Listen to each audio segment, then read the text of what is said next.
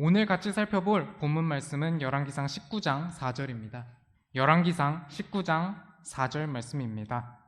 다 같이 그럼 열왕기상 19장 4절 말씀 읽어보시겠습니다.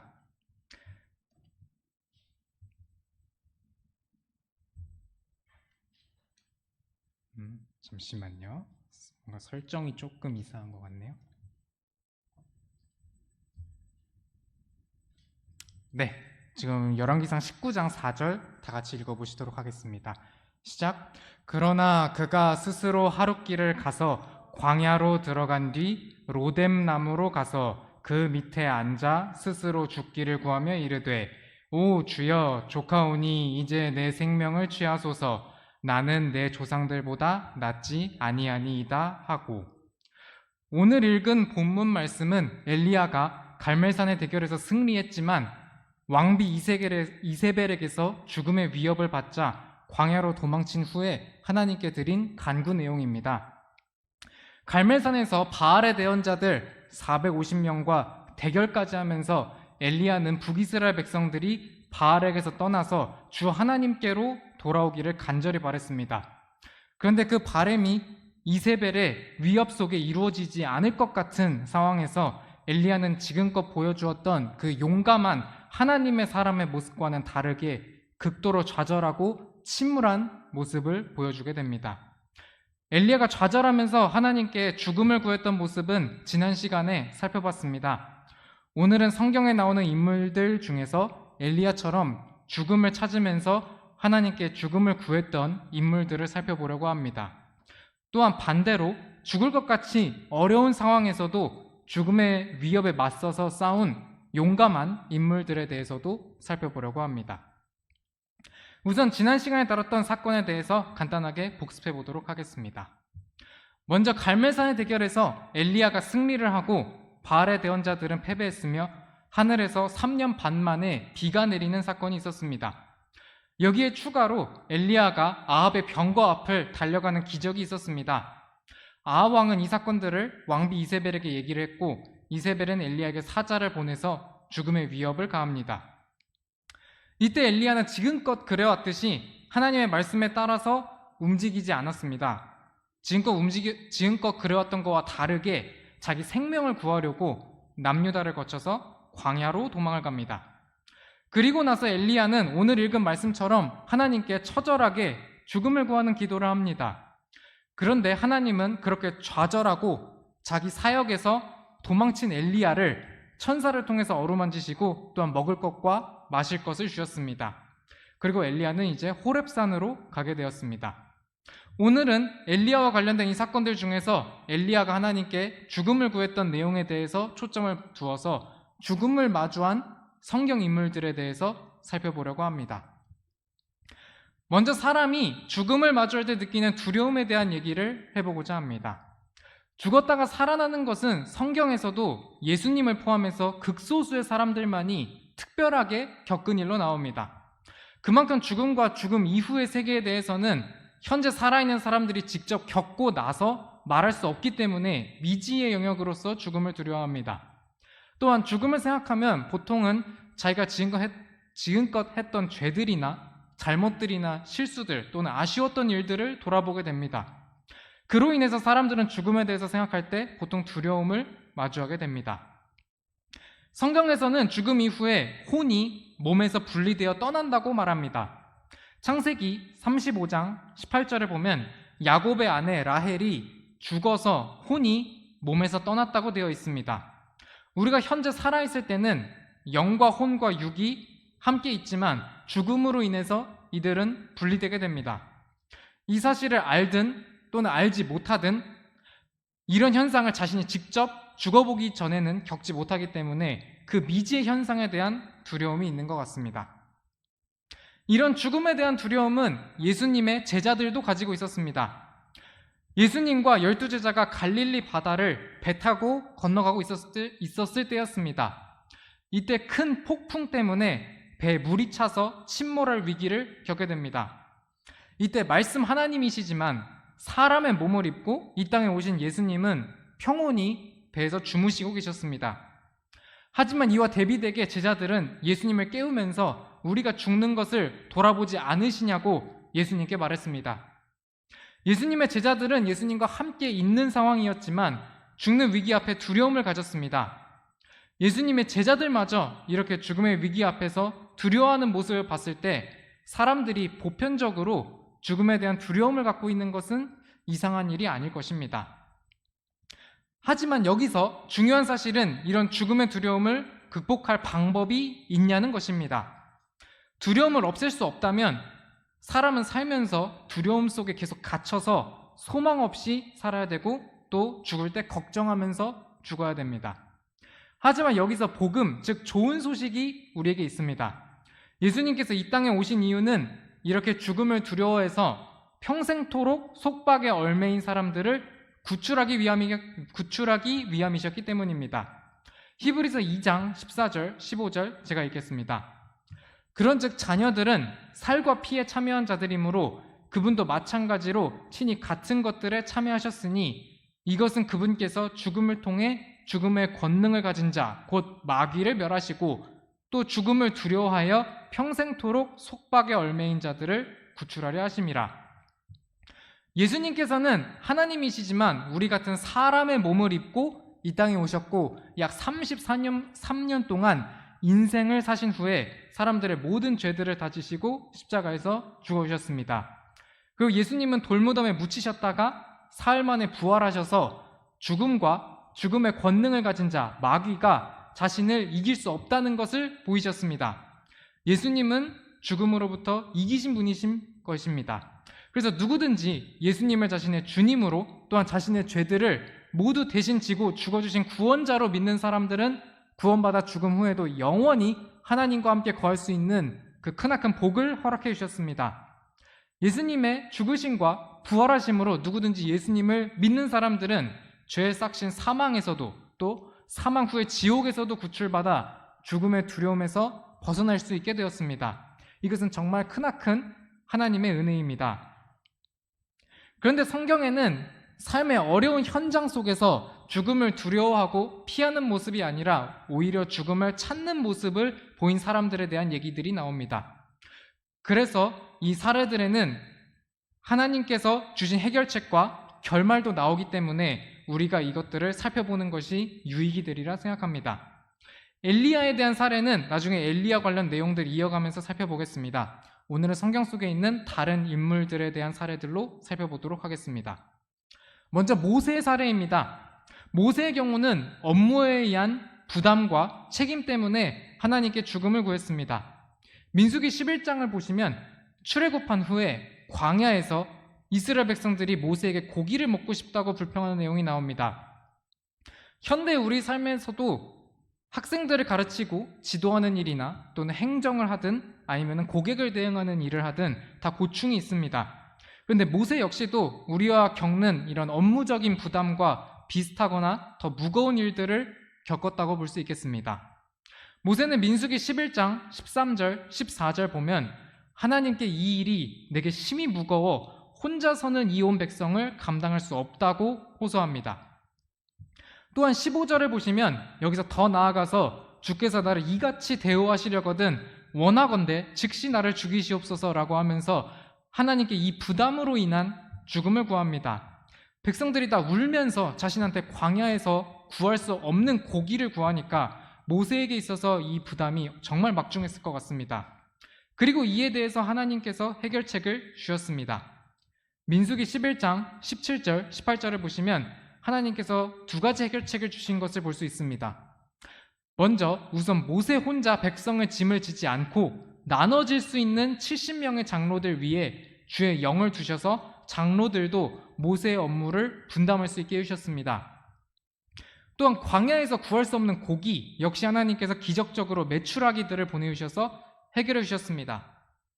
우리는 모세와는 다른 시대와 다른 환경에서 살아가고 있습니다.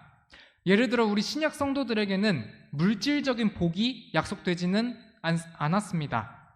하지만 모세의 사례를 통해서 우리가 업무로 인한 부담 아래 있을 때 우리에게 업무를 부담할 수 있는 동역자들을 주시고 또한 하나님의 인도하심으로 업무가 잘 해결될 수 있기를 구하는 기도는 우리가 할 수 있겠습니다. 두 번째로 살펴볼 인물은 욥입니다.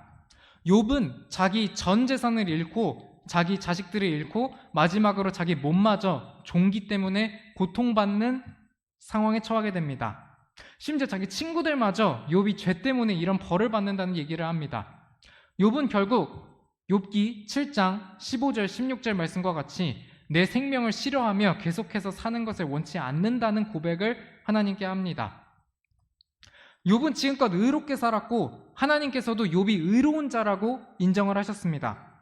하지만 욥은 자신에게 고난이 닥치자 자기의 의에 갇혀서 하나님을 냉소적으로 보게 됩니다. 욥기 9장 17절을 보면 욥은 하나님이 까닭 없이 상처를 크게 늘리신다고 하고 23절을 보면 하나님이 죄 없는 자들의 시련을 비웃으실 것이라고 얘기를 합니다. 또한 욥기 19장 7절을 보면 내가 부당함으로 인해 부르짖어도 그분께서 내 말을 듣지 아니하시고 내가 크게 부르짖어도 판단의 공의가 없다라는 그런 얘기를 합니다. 욥은 물리적인 세계, 배후에 있는 영적인 세계에서 어떤 일들이 있었는지 모르는 상황에서 하나님이 어떤 분이신지 오해하는 말을 감정적으로 하게 됐던 것 같습니다. 결국 우리는 욥기 38장부터 하나님께서 직접 욥에게 나타나셔서 하나님이 어떤 분이시고 사람은 정말 아는 것이 제한된 존재임을 보이시는 모습을 보게 됩니다. 그리고 욥기 40장 8절 말씀에서처럼 하나님은 하나님의 판단의 공의를 무효로 만들려 하고 자신의 의에 갇혀서 하나님을 정죄하려 하는 욥을 꾸짖으십니다. 하나님께서 하신 수많은 질문들에 답을 하지 못한 욥은 결국 자신이 깨닫지 못한 일들을 말했다는 것을 알고 고백을 합니다. 제가 욥기 42장 3절 읽겠습니다. 지식도 없이 이치를 가리는 자가 누구니이까? 그러므로 내가 깨닫지 못한 것을 내가 말하였으며 내게는 너무 놀라운 일들 곧 내가 알지 못한 일들을 말하였나이다. 의인임에도 자기에게 있었던 재산과 자녀와 건강을 다 잃고 친구들이 자신을 정죄하자 욥은 그 크나큰 마음의 고통으로 인해 괴로워 죽기를 원했습니다. 그리고 자기 의와 자기 지식으로 하나님을 판단하려 했습니다. 하나님은 그런 욥에게 하나님이 어떤 분이신지 그리고 영적 세계 배후에 리워야단이라 불리는 사탄의 존재가 있음을 보여주셨습니다. 우리는 고난받는 의인 욥의 사례를 통해서 삶에서 이해가 되지 않고 해석이 되지 않고 또한 감정적으로 받아들여지지 않는 일들이 있어서 죽을 것 같이 괴로운 순간에서도 우리의 얄팍한 의와 짧은 지식으로 하나님을 쉽게 판단하지 말아야 함을 보게 됩니다. 그리고 하나님이 욥에게 하나님의 어떠하심을 말씀해 주시자 욥이 자신의 부족함을 고백했듯이 어떤 사람이 하나님을 판단할지라도 또 반대로 하나님께서 어떤 사람을 판단하실지라도 하나님의 판단과 하나님의 말씀은 옳다고 인정받게 될 것입니다. 다음은 요나의 사례입니다. 요나가 하나님께 죽기를 구하기 전에 있었던 일들은 대부분 아시겠지만 간략하게 말씀드려 보겠습니다.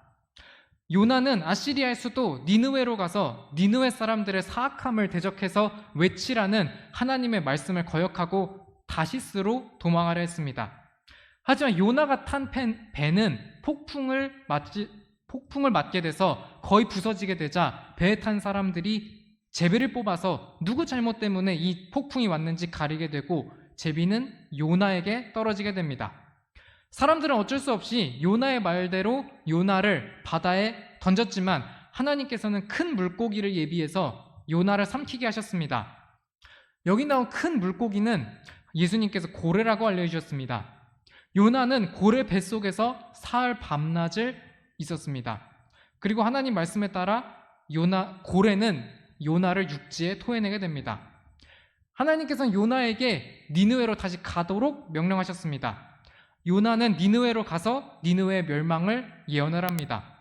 그리고 니느웨 사람들이 하나님을 믿고 회개하는 일이 있게 되자 하나님의 뜻을 돌이키셔서 니느웨를 멸망하지 않게 하셨습니다. 여기까지 보면 요나는 하나님의 대언자로서 당시 점점 강성해지던 아시리아 제국의 수도를 회심시킨 위대한 사건을 일으킨 사람처럼 보입니다. 그리고 우리 시점에서 보면 요나는 그렇게 회심한 니느웨 사람들을 보고 기뻐했을 것도 같지만 오히려 반대였습니다. 여기 요나서 4장 1절 2절 말씀 보듯이 요나는 오히려 이 일을 심히 못마땅하게 여겼습니다. 요나는 하나님이 어떤 분이신지 정말 잘 알고 있었습니다.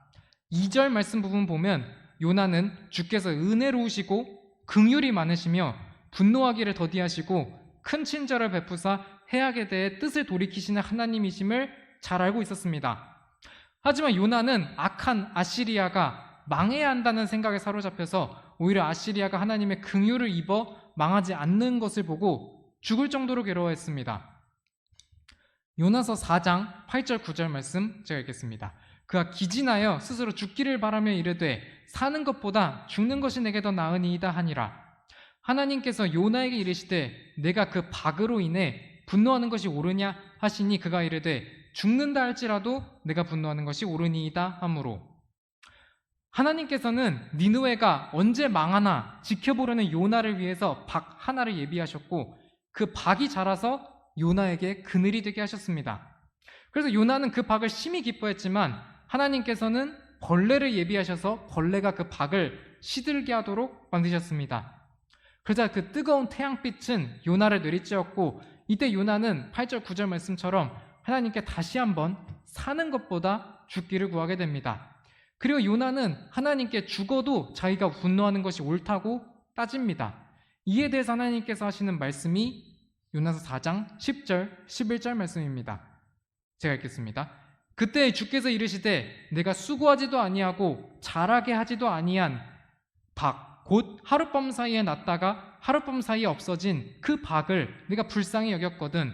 자기 오른쪽과 왼쪽을 분간할 수 없는 자가 12만 명이 넘고 또한 많은 가축이 있는 저 큰 도시 니느웨를 내가 아껴야 하지 아니하겠느냐 하시니라. 하나님께서는 자신의 민족주의적인 적대감에 사로잡혀서 지금 회개하고 돌이킨 니느웨 백성들이 망하기를 바라는 요나에게 하룻밤 사이에 났다가 하룻밤 사이에 죽어버린 박을 통해서 체험적으로 알려주신 것입니다. 수많은 사람들에게 하나님께서 주시는 그 하나님의 긍휼하심이 얼마나 큰 것인지를 말입니다. 우리는 요나처럼 자신의 가치관이나 신념 또는 취향을 하나님의 말씀보다 우선시하는 잘못을 범하지 말아야겠습니다. 요나의 대언으로 인해 니느웨에는 회복과 기쁨이 있었습니다. 하지만 정말 역설적이게도 정말 정작 니느웨를 회개하게 하는데 큰 역할을 한 장본인인 요나는 마음속에서 죽을 것 같은 고통에 사로잡혀 있습니다. 하나님의 말씀보다 우선시되는 것이 마음에 있으면 혼들이 회개해서 하나님께 돌아와도 우리에게 기쁨이 없을 수 있다는 것입니다. 이 사실은 우리의 마음속에 가치관과 또는 신념의 우상이 자리 잡고 있는 것은 아닌지 돌아볼 필요가 있다는 경종을 울립니다. 추가로 이렇게 잘못된 동기로 하나님의 일을 해도 하나님께서는 놀라운 역사를 일으키실 수 있다는 사실 또한 보게 됩니다. 그러기에 우리는 더 겸손하게 하나님을 따르는 자세가 필요하겠습니다. 성경에서 죽음을 찾은 인물들의 예로 모세와 욥과 요나를 살펴봤습니다. 이들은 모두 하나님을 따르는 사람들이었지만 인간의 연약함을 당연히 가지고 있었습니다. 그래서 업무의 책임과 부담 속에 죽음을 구하기도 하고 또 고난과 상실감 속에 죽음을 구하기도 했으며 자기의 가치관과 하나님의 말씀 간의 충돌 때문에 죽음을 구하기도 했습니다. 하지만 이렇게 죽음을 구했던 이들에게 하나님은 생활 속에서 실질적으로 부담을 줄여주시거나 하나님의 어떠하심을 지식으로 또는 체험으로 보여주셔서 그들에게 다시 살아갈 목적과 이유를 주셨습니다. 시편 33편 18절 19절 보면 주의 눈은 그분을 두려워하는 자들 곧 그분의 긍휼에 소망을 두는 자들 위에 계십니다. 그래서 주님은 그들이 살아갈 수 있게 하십니다. 죽을 것 같은 고통 속에 있어도 주님의 긍휼에 소망을 두는 자들을 주께서 보고 계신다는 것을 믿고 주님을 바라보는 우리가 되어야 하겠습니다. 지금까지 성경에서 삶의 고통 때문에 죽음의 두려움을 넘어서서 오히려 죽음을 찾고 죽음을 구한 사람들을 살펴봤습니다. 이제는 반대로 성경에 나오는 인물들 중에 죽음의 두려움을 넘어서서 죽음에 오히려 용감하게 맞선 사람들도 살펴보겠습니다. 먼저 다니엘의 세 친구들 사례를 보려고 합니다. 바빌론의 느부갓네살 왕은 금 형상을 세운 다음에 그 형상에게 절하라는 명령을 내렸지만 다니엘의 세 친구들은 그 명령에 따르기를 거부합니다. 그래서 다니엘서 3장 12절에서 볼 수 있듯이 다른 신하들이 그 다니엘의 세 친구들을 참소합니다. 다니엘의 세 친구들은 자기 마음대로 백성들을 죽일 수 있는 절대 권력을 가진 왕 느부갓네살 앞에서 서게 되고 금 형상에게 경배하라는 회유를 받지만 거절합니다. 그리고 금 형상에게 경배하지 않으면 뜨거운 용광로에 던져진다는 것을 알고도 왕에게 고백합니다. 왕의 손에서, 용광로에서 하나님은 우리를 구출할 수 있고 또한 왕의 손에서도 우리를 구출할 수 있다는 것입니다. 그런데 이들의 믿음은 여기서 그치지 않았습니다. 그 다니엘 3장 18절에 그 유명한 믿음의 고백을 보게 됩니다. 이 말씀 제가 읽겠습니다. 그러나 그분께서 그리하지 아니하실지라도 오 왕이여 우리가 왕의 신들을 섬기지 아니하며 왕께서 세우신 금 형상에게 경배하지도 아니할 줄을 왕께서는 아시옵소서 하니라. 다니엘의 세 친구들은 하나님께서 자신들을 구출하지 않으셔서 자신들이 죽게 되어도 우상을 섬기지 않을 것을 선언했습니다. 이로 인해 느부갓네살 왕은 분노에 차서 이들을 용광로에 던지라고 명령합니다. 하지만 용광로에 던져진 다니엘의 세 친구들은 오히려 놀라운 경험을 하게 됩니다. 다니엘서 3장 25절을 보면 불 속에서 다니엘의 세 친구들은 전혀 타지 않았고 불 속에서 하나님의 아들의 나타나심과 보호하심을 보게 됩니다. 이들은 주 하나님을 따르기 위해서 죽음도 각오했으나 하나님은 이들을 건지셨습니다. 우리 역시도 하나님께서 구출하지 않으실지라도 하나님을 따르겠다는 그 믿음과 결단을 본받고 따라야 하겠습니다.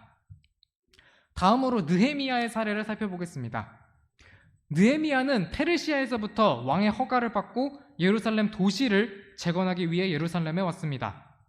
그런데 예루살렘 성벽 재건 공사를 진행하는 중에 이방 민족들로부터 견제와 방해를 받습니다.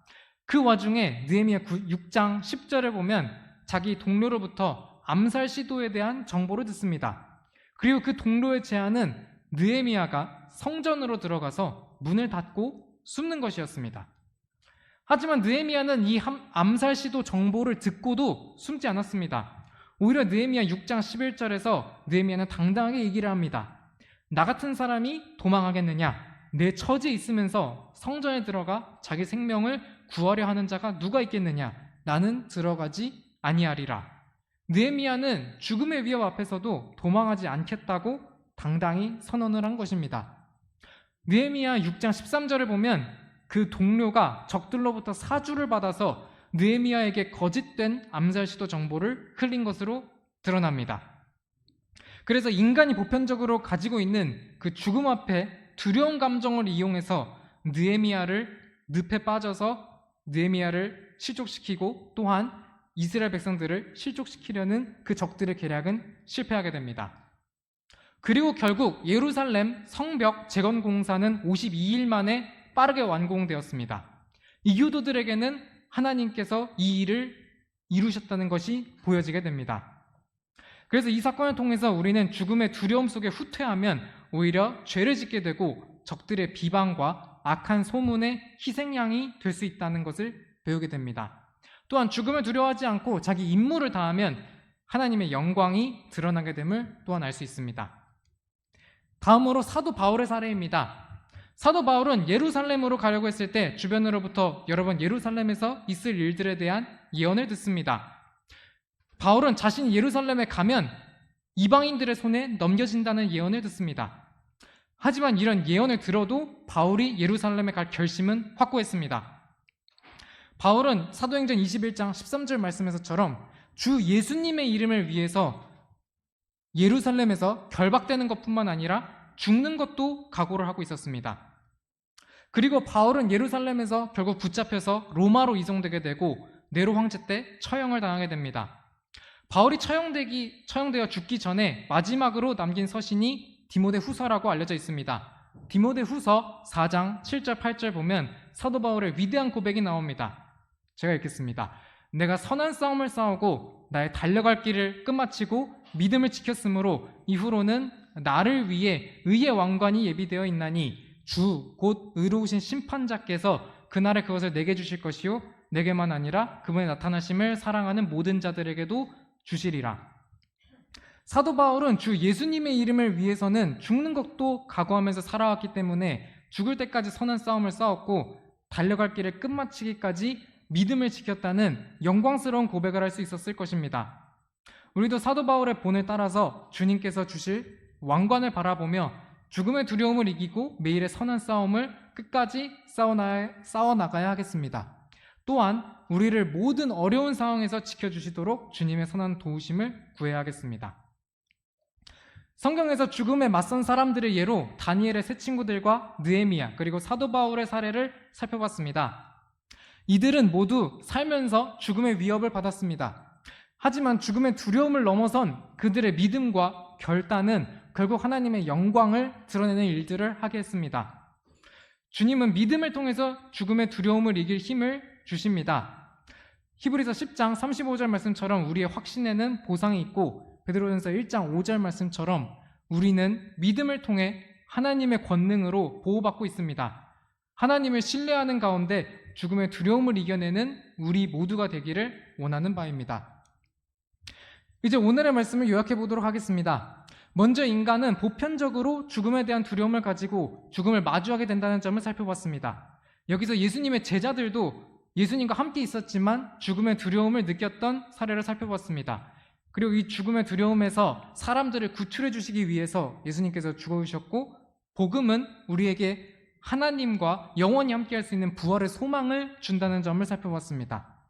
다음으로 죽음의 두려움을 넘어서서 오히려 죽음을 찾았던 사람들의 사례들을 살펴봤습니다. 대표적으로 모세와 욥과 요나의 사례를 살펴봤는데 인간의 연약함으로 인해 삶 속에 고통을 겪으면서 오히려 사는 것보다 죽음을 찾은 경우들이 있다는 것을 봤습니다. 그리고 하나님께서 해결책을 주시고 지식과 체험적으로 살아갈 목적과 이유를 주신 것도 살펴봤습니다. 마지막으로 죽음의 두려움을 넘어서서 오히려 죽음에 맞선 사람들의 사례들을 살펴봤습니다. 대표적으로 다니엘의 세 친구들 느헤미야, 사도 바울의 사례를 살펴봤는데 이들은 믿음과 결단을 통해서 죽음의 두려움을 맞섰고 승리했습니다. 우리는 우리의 확신에 보상이 있고 우리 죽는 날까지 하나님의 권능으로 보호받을 것에 대한 믿음을 가지고 이 사례들처럼 죽음에 당당히 맞서는 그리스도인들이 되어야 하겠습니다. 고린도후서 1장 10절의 말씀 제가 읽겠습니다. 그분께서 이같이 큰 사망에서 우리를 구출하셨고 또 구출하고 계심으로 우리는 그분을 신뢰하되 그분께서 여전히 우리를 구출하실 것을 신뢰하노라. 구원받은 우리에게 부활의 소망을 주셔서 사망에서부터 우리를 과거나 현재나 미래 그 언제나 건져주실 그 주님께 영광을 돌립니다. 이상으로 금요일 오전 성경 공부 마치도록 하겠습니다. 감사합니다.